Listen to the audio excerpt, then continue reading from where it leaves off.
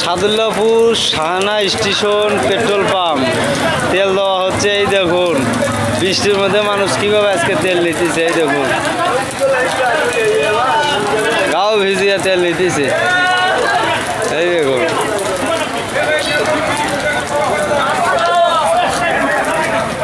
এই দেখুন তেলের লাইন দেখুন, গাও ভিজিয়ে তেল নিতেছে মানুষ, তাও তেল দিতেছে না সকালবেলা।